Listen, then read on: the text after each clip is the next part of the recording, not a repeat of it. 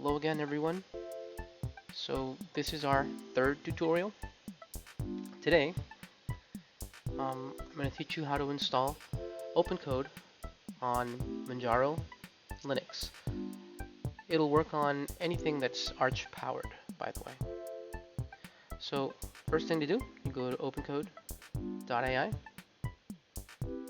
and you go to the install section here. There's a little command you can copy here to run. Once you've done that, you open up a terminal.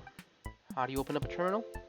If you have a laptop that you've converted or a computer that you converted from Windows, you probably still have that little Windows flag on your keyboard. You press that. You might have terminal at the bottom. If you do, just click it, it'll open.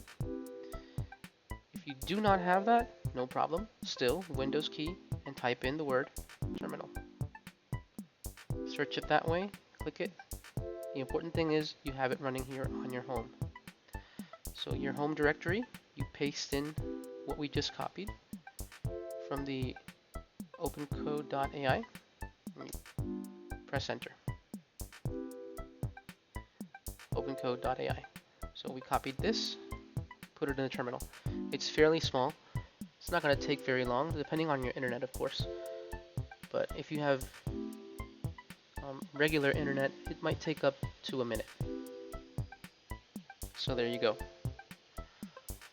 Once it's installed, you go to the directory that you want to work in.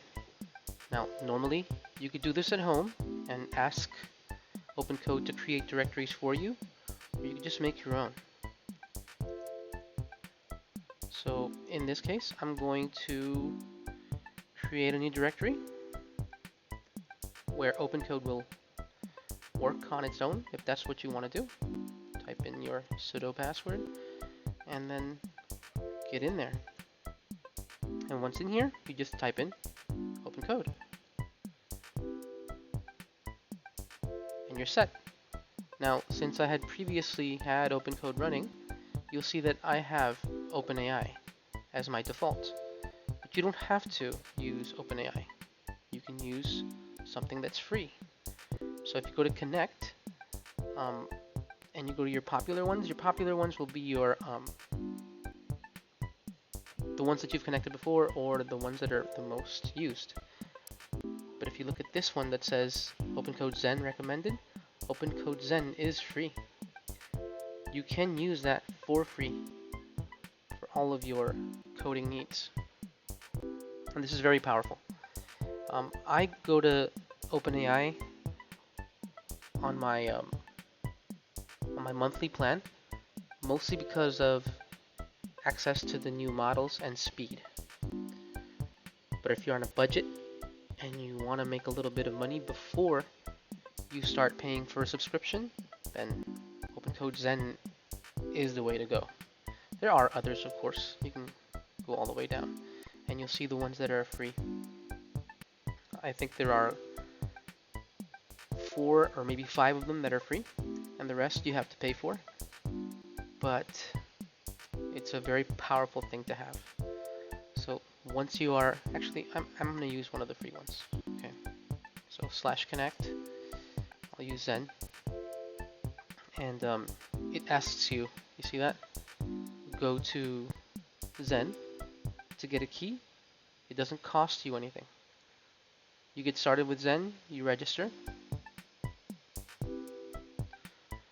You can use your existing Google account.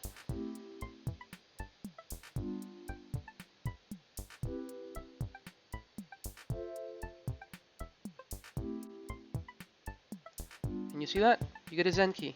Very easy. You copy it, go to the OpenCode and paste it in. Sometimes, I don't know if you know this, but sometimes you can't just Control V. You have to Control Shift V in terminal. So you Control Shift V and you press enter. And there you go. You have the Zen. And you see these? HY3, I had not seen this one. That's new. It's free. North Mini is free. Nematron is free. Of course, you have the DeepSeek V4 Flash. This one's pretty good and it's also free. And you have Mimo V2.5.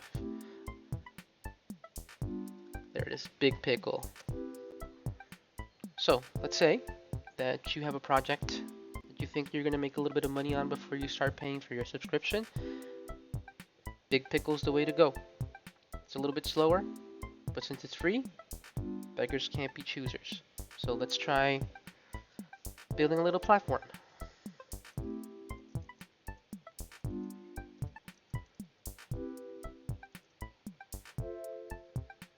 Let's say PNG to GIF. I'm not gonna say that word. And there it goes.